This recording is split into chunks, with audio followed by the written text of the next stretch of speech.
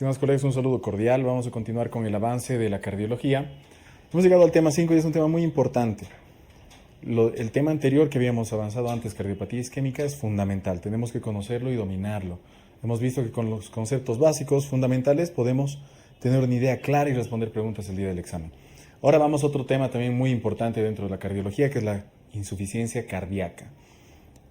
Su mismo nombre nos indica que es un corazón enfermo, un corazón insuficiente. ¿Qué será cardiopatía? Bueno, insuficiencia cardíaca entonces, como concepto. Es un corazón que no puede bombear toda la sangre, no puede cumplir las demandas que el cuerpo está necesitando, ¿ya? O si lo hace, va a aumentar las presiones de sus paredes a límites muy altos. Entonces, es un corazón que no bombea la sangre necesaria para satisfacer las necesidades metabólicas de todos los tejidos, y si lo va a hacer con presiones demasiado elevadas. Vamos viendo. La etiología puede ser desde dos puntos de vista observada, y obviamente nos tenemos que dar cuenta que va a ser una patología ya sea del corazón o otro problema que no es del corazón pero que me está repercutiendo en su funcionamiento. Por ejemplo, del corazón, ¿qué lo puede hacer insuficiente? Que no tenga riego sanguíneo, obviamente. Entonces la cardiopatía isquémica. Que tenga algún proceso inflamatorio, una miocardiopatía. Puede tener infiltraciones miocárdicas, como ser en la hemocromatosis, en la amiloidosis, por ejemplo. Enfermedades pueden repercutir en el corazón y hacer que este corazón sea insuficiente, que no cumpla todas sus tareas. Cushing, puede ser la acromegalia, por ejemplo, entre otras patologías. Pueden ser infecciones que pueden ir a atacar el corazón. Puede ser una endocarditis. O sea, distintas patologías que van a hacer que tu corazón sea insuficiente, que no pueda bombear la sangre necesaria para satisfacer todas las necesidades metabólicas de los tejidos. Ahí estamos hablando, como su nombre lo dice, de insuficiencia cardíaca. Ahora, de causa externa también te puede producir una insuficiencia cardíaca muchas otras patologías. Por ejemplo, un ejercicio extremo en una persona no acostumbrada va a producir que tu corazón sea insuficiente, insuficiencia cardíaca. El aumento de la demanda igual te puede producir una insuficiencia cardíaca, aumento de la presión de la arteria pulmonar. No estamos pudiendo bombear toda esa sangre, entonces también te puede producir una insuficiencia cardíaca. Sobrecarga del sistema circulatorio, por X o Z motivo no está eliminando todo el líquido, estamos aumentando la cantidad del plasma, el corazón está acostumbrado a bombear 70 ml, pero ahora tenemos el doble o el triple, igual te va a llevar a producir una insuficiencia cardíaca. ¿Ya? Entonces, insuficiencia cardíaca, un corazón enfermo que no puede bombear toda la sangre para satisfacer las necesidades de los tejidos, o si lo hace a presiones elevadas. Etiología, 2, o son problemas del corazón o son problemas externos al corazón. Problemas del corazón, todos los que te puedas imaginar, pueden hacer que el corazón sea insuficiente. Valvulares, murales, infiltraciones, de conducción, etc. Y factores externos, los que aumentan la demanda, cualquier patología que te aumente la demanda. Aumentos de la demanda metabólica, el hipertiroidismo, por ejemplo, igual. Las necesidades metabólicas de los tejidos están bastante incrementadas, tu corazón no va a poder satisfacerlas, insuficiencia cardíaca, ¿no? Entonces así vamos viendo la etiología. Ahora, se puede presentar de muchas formas. Por ejemplo, con un gasto cardíaco bajo o elevado. ¿A qué nos referiremos? Hace rato hemos dicho, por ejemplo, una miocardiopatía de carácter, infecciosa. ¿Tu corazón podrá latir igual? No. Va a latir con menos fuerza, va a bombear menos sangre. Entonces el gasto cardíaco estará bajo. Si es que necesitamos mayor demanda, tenemos mayor demanda por cualquier motivo en el resto del cuerpo, el corazón, su gasto cardíaco va a aumentar porque el corazón no está enfermo, sino que está produciéndose esa insuficiencia cardíaca por el aumento de la demanda. Entonces puede tener un gasto cardíaco bajo o puede tener un gasto cardíaco elevado. No, hasta ahí todos estamos claros. Según la velocidad de instauración, no es lo mismo, por ejemplo, tener un prolapso de una válvula, esa valvulita prolapsada. Es algo agudo. Tu corazón no estaba acostumbrado a funcionar con un problema valvular. Se ha roto un músculo, digamos, el músculo papilar de las válvulas. Ya no está funcionando. Se produce una insuficiencia cardíaca de instauración aguda, porque el corazón no estaba acostumbrado a funcionar con ese tipo de trastornos. Ahora, por ejemplo, en el caso crónico, es una valvulopatía que ha venido muchos años, ya sea una insuficiencia, ya sea una estenosis, pero el corazón sí está acostumbrado. Se ha ido acostumbrando, se ha ido adaptando, ha ido modificando su forma de trabajar y no hay mucha repercusión sistémica. O sea, puede ser de una instauración aguda, como habíamos mencionado, un problema que rápido pasó en el corazón, o una instauración crónica, pero que el corazón se ha ido acostumbrando. Según afecta al corazón derecho o al corazón izquierdo. No es lo mismo una insuficiencia cardíaca del lado derecho que del izquierdo. Por ejemplo, del izquierdo, ¿qué te va a producir? Anterógradamente. No está botando toda la sangre, no está cumpliendo las necesidades de los tejidos, obviamente las extremidades estarán frías. O sea, el corazón izquierdo es el que bota la sangre, ¿no? El resto del cuerpo. ¿Qué más puede pasar? Habrá impotencia, habrá confusión, mareos, porque no está irrigando bien el sistema nervioso, etc. Retrógradamente, pues esa sangre se va a ir acumulando, va a ir del ventrículo a la aurícula y la aurícula se va a distender hasta que se supera su presión, va a pasar a las arterias pulmonares y obviamente habrá pues una congestión en el sistema pulmonar que te puede llevar a tener. El paciente estará disneico, podremos tener el asma cardial, lo que se denomina por la congestión que va a haber sobre los bronquios, edematización de sus paredes y la formación de las sibilancias, etc. Esa es la repercusión en el lado izquierdo. Pero ¿qué pasa si la insuficiencia es en el lado derecho del corazón? Pues ya la sintomatología, la signosintomatología será otra, ¿no?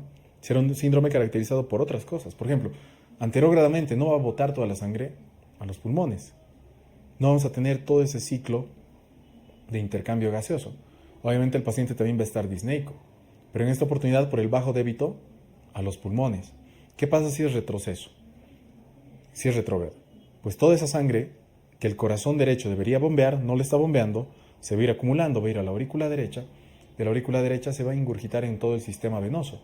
Pues obviamente a los lugares que más va a afectar será pues el hígado, que tiene gran circulación venosa, tendremos una hepatomegalia, irán acumulándose grandes cantidades de líquido, tendremos la ingurgitación yugular, por ejemplo, puede llegar a tener el paciente ascitis, edema en la mucosa intestinal, etcétera, ¿no? Porque se está acumulando el líquido de forma de retroceso. Según la fracción de eyección, puede ser un corazón que tenga una patología crónica, una insuficiencia, un ejemplo, aórtica, pero que el corazón se ha ido adaptando, se ha ido volviendo más hipertrófico y sigue bombeando con la misma fuerza y tratando de botar la misma cantidad de sangre. No se va a repercutir la fracción de eyección porque el corazón en esa patología crónica se ha modificado.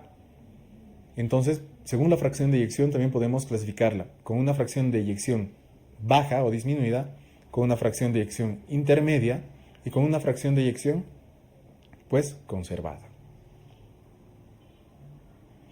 Vamos bien. La fisiopatología. ¿Qué pasa con este corazón insuficiente? No es capaz de bombear y de satisfacer las necesidades de los tejidos o aumenta mucho su presión. Pero ¿qué pasa en sí con el corazón? Este corazón sufre un estrés, sufre un estado también de isquemia o de estrés, no tiene la suficiente energía y aporte para poder bombear, para realizar su función de bomba. Entonces lo que va a hacer es tratar de adaptar algunos mecanismos para seguir satisfaciendo estas necesidades metabólicas. ¿Y qué es lo que hará al principio? Va a tratar de hacer funcionar ese mecanismo que nosotros lo hemos visto en el anterior tema, que es el de Frank Starling. Se distiende, el cuerpo está teniendo mayor cantidad de líquidos, va distendiendo, está tratando de bombear toda la sangre que le está llegando y satisfacer todas las necesidades de los tejidos. Pero va a haber un punto en que este mecanismo, esta distensión, sea tal que ya no va a tener una contracción que pueda satisfacer, o sea, que pueda ir en contra de esa distensión. Me hago entender. El corazón se va a ir dilatando, y va a ir bombeando sangre, ¿no? Con gran fuerza. Pero va a haber un punto que se supera el límite fisiológico de Frank Starling, que ya no va a bombear, va a recibir mucho líquido, pero bombea poco. Ya no bombea con mucha fuerza porque se ha distendido mucho. Y le va a llevar a tener una insuficiencia cardíaca de tipo sistólico. Es lo primero que pasa en una insuficiencia cardíaca. Se dilata y hay problemas en la sístole. No está bombeando toda la sangre que tiene que bombear. Insuficiencia cardíaca de tipo sistólica, de la parte de la contractura. Va a seguir yendo el proceso, el corazón sigue luchando y empieza a hipertrofiarse sus paredes, empiezan a engrosarse, a formar más músculo para tratar todavía de compensar todo lo que está pasando en este sistema. Al engrosar estas paredes, las paredes que en un principio estaban distendidas, ahora se están engrosando.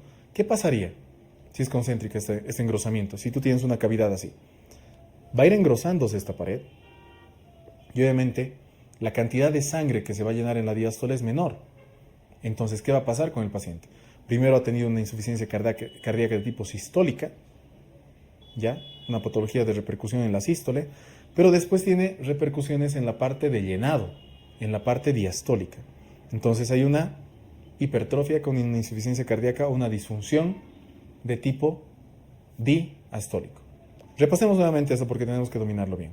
El corazón está sufriendo, no está cumpliendo su función de bomba, va a haber una repercusión, una dilatación, una contracción menor a lo que tiene que haber, insuficiencia cardíaca o disfunción sistólica. Para satisfacer esta insuficiencia o disfunción de la parte de la sístole, se engrosa la pared, hay menos campo para llenar sangre, disfunción diastólica. Y ahí el cuerpo empieza a reajustar muchas cosas, entre esas el sistema nervioso simpático y el sistema renina-angiotensina-aldosterona. ¿Qué pasará? El sistema nervioso simpático, ¿qué le está queriendo hacer al corazón? Le está diciendo, tienes que latir más fuerte y los vasos se tienen que contraer. Entonces, ¿qué va a pasar? Se van a liberar catecolaminas. Sobre todo la noradrenalina es la que interviene en la parte de la insuficiencia cardíaca. Se libera noradrenalina, el corazón late con mucha más fuerza y las resistencias vasculares periféricas aumentan su tono. Entonces hay vasoconstricción, aumento de la presión arterial. Pero ¿qué va a pasar con todo esto? Si nos damos cuenta, ese corazón insuficiente va a tratar o tener que bombear sangre contra una mayor poscarga. Entonces se vuelve un ciclo. Obviamente el aumento del tono de los vasos sanguíneos hará que llegue un poco más de flujo sanguíneo o necesidades o satisfacción metabólica a los tejidos, pero el corazón va a ser aún más insuficiente con el tiempo. Entonces es un ciclo, un retroceso que va a afectar al corazón. Por otra parte, y lo que les mencioné hace un momento, sistema nervioso simpático, catecolaminas. ¿Qué catecolamina? La noradrenalina sobre todo. Y por eso la noradrenalina, cuando está en límites muy elevados durante mucho tiempo, nos habla o nos traduce que la insuficiencia cardíaca ha sido crónica, ¿no? Ahora, sistema renina-angiotensina-aldosterona. Nos acordamos de todo el sistema, pero vamos a la parte de la aldosterona, que va a reabsorber sodio y va a reabsorber agua. ¿Por qué? Porque el cuerpo, al entender todo este proceso, al entender que no está llegando todos esos nutrientes a los tejidos, ¿qué va a hacer? Va a tratar de salvar líquido, acumular líquido para bombear mayor volumen y satisfacer las necesidades metabólicas de los tejidos. Eso es lo que piensa, lo que hace el corazón. Pero ¿qué va a pasar? Mayor congestión, sigue activado el sistema nervioso simpático, tengo mayor volumen, una mayor poscarga, aumento la precarga y el sistema, todo el proceso que ha formado la insuficiencia cardíaca se repite. Entonces el corazón cada vez se va volviendo más y más insuficiente, ¿no? Ahora, vamos hablando de los lados del corazón y cómo se van a ir formando las insuficiencias, tanto en la parte izquierda como en la parte derecha. Vemos que la insuficiencia cardíaca izquierda, ¿qué va a pasar? A ver, analicemos. Es un corazón insuficiente, no está bombeando toda la sangre que le está llegando, o si lo hace está aumentando mucho su presión. Entonces va a ir acumulando líquido en grandes cantidades. Vamos a ir acumulando líquido. Vamos a marcar aquí en el gráfico. Este es el corazón insuficiente. No está bombeando toda la sangre hacia afuera. Estamos acumulando líquido en la aurícula izquierda. Y ese líquido va a repercutir a nivel del sistema pulmonar, obviamente, ¿no? Porque vamos a volver acá, donde vamos a tener a los pulmoncitos. ¿Qué va a pasar? Si tenemos una cantidad X de líquido, el corazón se va a acostumbrar a trabajar. No va a tener mucha signo-sintomatología el paciente en un principio. Pero ¿qué pasa? Es por eso que un paciente con insuficiencia cardíaca cuando está en decúbito siente el malestar. Porque al estar en decúbito aumentamos el retorno venoso, está volviendo mucho más líquido este lado, al lado derecho del corazón. Obviamente el lado derecho del corazón va a bombear mucho más líquido en decúbito hacia los pulmones. Y este aumento de volumen va a producir que el paciente sienta dificultad al respirar. ¿Por qué? Analicemos. El paciente está en decúbito, tienes mayor retorno venoso, aumentas la precarga del corazón, pero este corazón es insuficiente. No puede bombear toda la sangre que le está llegando. Entonces el paciente va a tener problemas para respirar. Y ahí es donde empieza la patología. O por lo menos el paciente empieza a sentir los síntomas de esta patología. En un principio no le molestará, dormirá tranquilo, tendrá solamente disnea de esfuerzo. Antes aguantaba, que si yo les va a decir un partido de fútbol, pero ahora no aguanto ni medio tiempo. ¿Por qué? Porque ese corazón está siendo insuficiente. Estamos aumentando la frecuencia cardíaca, estamos aumentando la precarga de ese corazón. El corazón es insuficiente, va a tener disnea de esfuerzo en un principio. Luego ortopnea o disnea de decúbito. El paciente está tranquilo, pero cuando se pone en decúbito tiene más retorno venoso al lado derecho. Ese aumento de retorno venoso va a producir un aumento de la precarga del corazón. Es un corazón insuficiente, el paciente va a tener signos y síntomas. Me hago entender. Primero, disnea de esfuerzo. Luego, ortopnea o disnea de decúbito. Luego, ¿qué tendrá? Disnea paroxística nocturna. Posterior a esto, ya no va a ser solamente de esfuerzo o en decúbito o disnea paroxística nocturna, sino que también el paciente va a tener disnea de reposo. Porque por más de que no aumente la precarga de ese corazón está tan debilitado que no es capaz de bombear y satisfacer las necesidades metabólicas con un volumen estable de líquido. Y en lo que todo va a repercutir y el proceso final que no debemos llegar es el edema agudo de pulmón, que nos va a llevar a un shock de tipo cardiogénico, ¿no? Ahora, en el lado izquierdo del corazón, vemos que vamos a ir acumulando líquido en retroceso. Quiere decir que de acá, de este ventrículo, tiene que pasar líquido a esta aurícula. Y de esta aurícula va a pasar a todo el sistema pulmonar. Nos vamos a venir acá. Porque no estamos bombeando todo ese líquido que tiene que bombear, que tiene que expulsar el lado izquierdo. Y es así que va a haber congestión en estas cositas que les estoy marcando, que son los bronquios. ¿Ya? Muy aparte de la disnea, de la dificultad que tiene el paciente para respirar, va a haber congestión en estos bronquios. Se van a edemantizar sus paredes, va a haber sibilancias y eso es lo que se denomina asma cardial. Ha habido una pregunta del asma cardial hace un tiempo y era diferenciar si es que es del lado derecho o del lado izquierdo. Pero obviamente tiene que ser del lado izquierdo por la explicación que les di. El lado izquierdo no bombea la sangre, se acumula más en los pulmones, hay congestión, edematización de las paredes de los bronquios, va a haber sibilancias y esto es lo que se denomina el asma cardial. Además que también va a haber acumulación de líquido en el intersticio y en el espacio alveolar que va a llevar a la formación de los crépitos, ¿no? De los crepitantes, que no se ven la insuficiencia cardíaca del lado derecho.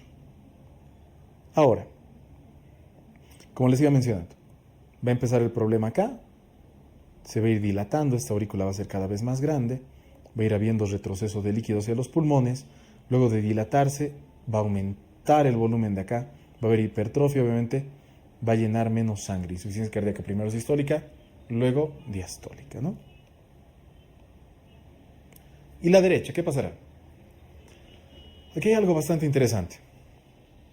Hace un momento les mencioné que el lado izquierdo del corazón no bombea toda la sangre, es un corazón insuficiente izquierdo, no va a poder bombear toda la sangre que le llega de los pulmones. Pero cuando hay conjuntamente insuficiencia cardíaca derecha e izquierda, los síntomas son menores. ¿Por qué? Porque como el corazón izquierdo no puede funcionar con un aumento de volumen, si el corazón derecho también es insuficiente, no va a mandar mucha sangre a los pulmones. Entonces el volumen que le llega al lado izquierdo es mínimo. Y un corazón insuficiente sí trabaja con volúmenes bajos. Por eso los síntomas son menores cuando los dos lados del corazón son insuficientes. Menos líquido llega a los pulmones, menos problemas va a tener el lado izquierdo para bombear, pues menos síntomas.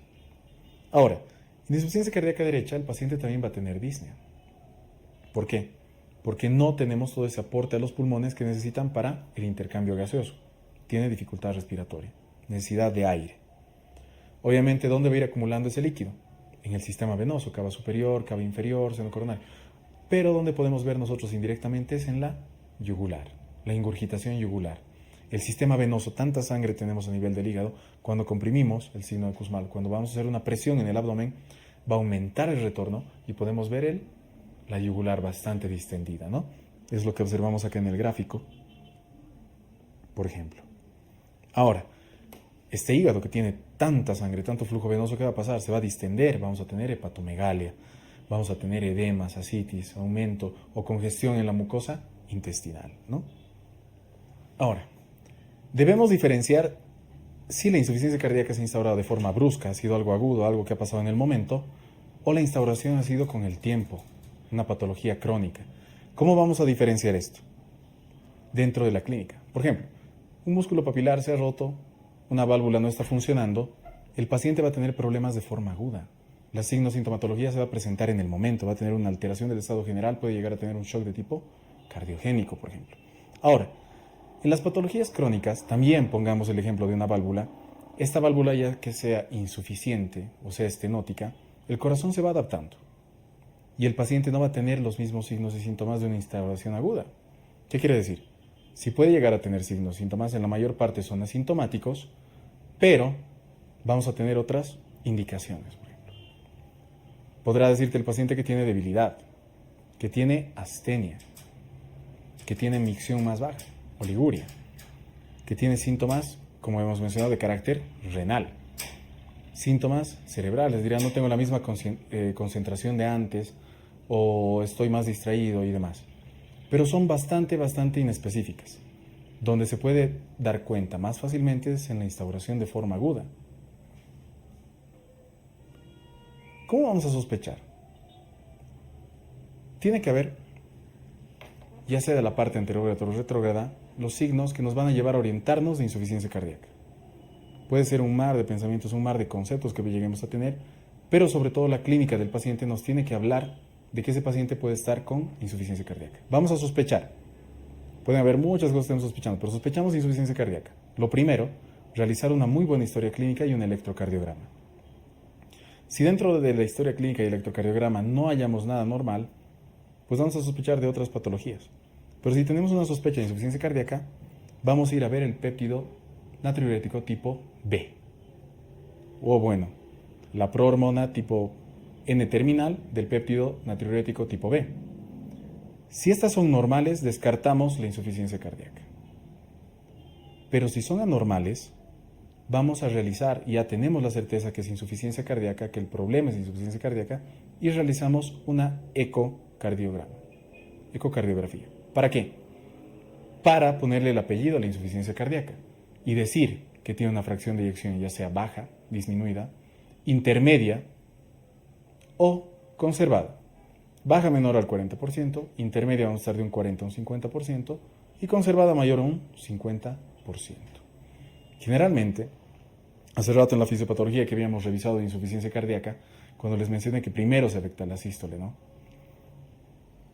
Ahí tenemos una fracción de eyección disminuida. Entonces la insuficiencia cardíaca o la disfunción va a ser de tipo sistólica. En la parte intermedia no hay mucha disfunción tanto sistodiastólica, pero ya en la parte final. Lo controversial es de que la fracción de eyección se conserva, porque el corazón es hipertrófico, está bombeando harta sangre, pero a la vez es una fase más avanzada de la insuficiencia cardíaca. Vamos bien. Este corazón insuficiente, tenemos una clasificación que todos la conocemos que es de la NIJA, pero lo vamos a aprender de forma bastante sencilla. Uno, que el paciente no tiene síntomas, tiene una vida normal, por más de que el corazón ya esté lanzando todos esos mecanismos de tener más líquido, aumentar la presión en sus paredes y demás. En el grado 1 no presentamos signos y síntomas. En el grado 2 ya empieza a aparecer la signosintomatología, pero a grandes esfuerzos. Sigue siendo un corazón que puede realizar una actividad normal, pero al realizar esfuerzos grandes, el corazón tiene menos resistencia que anteriormente. En el grado 3 ya hay más limitaciones, ya va a ser una disnea pero a mucho menor esfuerzo, y en el grado 4 obviamente será una disnea de reposo.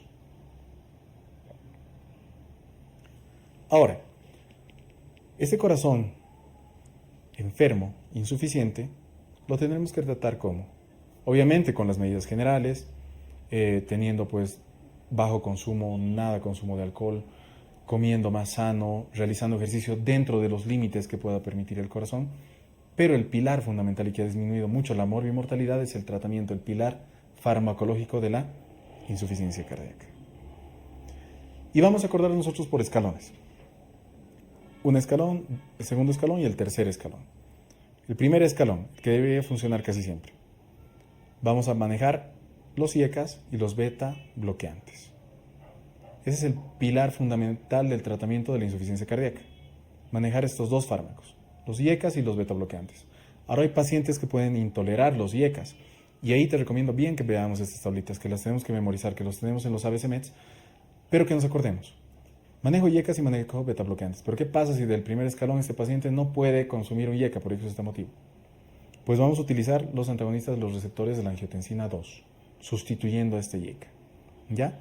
Si es que hay intolerancia al IECA y también, bueno, no podemos manejar los antagonistas de los receptores de la angiotensina 2, pues vamos a utilizar las hidralasinas más nitratos. Esto dentro del pilar del primer escalón. IECAs, beta bloqueantes. No puedo IECAs, pues voy a utilizar el ARA2. Si no puedo IECAs, tampoco puedo ARA2, hidralacina y nitratos. Si el paciente sigue teniendo un corazón insuficiente, con una fracción de eyección menor al 35%, voy a pasar al segundo escalón. ¿Y qué será ese segundo escalón? Los antagonistas de la aldosterona. Entonces la pleronona y la espironolactona. Si es que no se puedan utilizar estos fármacos, ni la pleronona ni la espironolactona, vamos a tener lo que se llama la triple terapia. Utilizar los IECAs, los beta bloqueantes y los antagonistas de los receptores de la angiotensina 2. Si es que no funciona ninguno de estos, hemos manejado todo este pilar del tratamiento, pero el corazón sigue siendo insuficiente, esta fracción de eyección sigue siendo baja, menor al 35%, lo que vamos a hacer es utilizar un tercer escalón, pero más que todo de soporte. Aquí en la tabla les dejo un par de medicamentos que puede entrar el día del examen, por ejemplo la neprilesina, la ivabradina si tenemos una frecuencia alta, mayor a 70 latidos por minuto, o una terapia de resincronización cardíaca. No es lo mismo defibrilar y resincronizar. Estos tratamientos van juntos. Un resincronizador tiene que ir acoplado a un desfibrilador automático, ¿no? Y eso lo hemos tocado en el anterior tema. Va a haber otros fármacos que no van a disminuir la mortalidad, pero sí te van a ayudar en el tratamiento de la insuficiencia cardíaca, como puede ser la dioxina, los diuréticos y demás. Pero algo novedoso y que puede ser preguntado, pues es el desfibrilador automático implantable. Está indicado en pacientes que van a tener todavía esta fracción de eyección baja, menor a un 35, que están en una clase funcional 2 o mayor y que con el tratamiento médico óptimo no han tenido nada de mejora.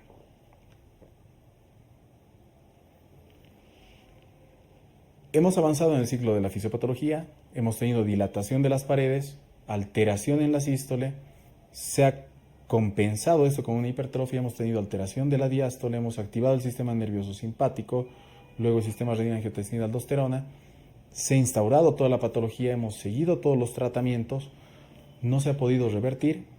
El último proceso al que se va a llegar es el edema agudo de pulmón y obviamente que va a repercutir con un shock cardiogénico. Y por lógica aquí, ¿qué tendremos que hacer? Disminuir la actividad neurológica sedando al paciente. No está respirando bien, hay problemas en el pulmón, obviamente tendremos que dar oxígeno acompañado de pseudoanalgesia. Tendremos que eliminar toda esa congestión, tendremos que dar diuréticos, la furosemida de forma endovenosa, tendremos que dilatar porque el sistema nervioso simpático produce esa vasoconstricción que utilizaremos, nitroglicerina o nitroprusiato de forma endovenosa. Tendremos que hacer que ese corazón débil se contraiga más fuerte, que vamos a utilizar inotrópicos y otros fármacos coadyuvantes, los que van a coadyuvar en este tratamiento, anticoagulantes, los beta bloqueantes, los antiarrítmicos, por ejemplo, o balones de contrapulsación en caso de que tengamos que emplearlos, ¿no? Hemos terminado este tema bastante importante de la insuficiencia cardíaca. Las tablas que son muy importantes, tanto de primer, segundo, tercer escalón, tenemos que repasar muy bien entre lo de los ABC-MEDs y no olvidemos el ciclo fisiopatológico, que es muy importante saber del mismo para poder entender en qué fase estamos de la insuficiencia cardíaca y con qué tipo de tratamiento tenemos que abordarlo.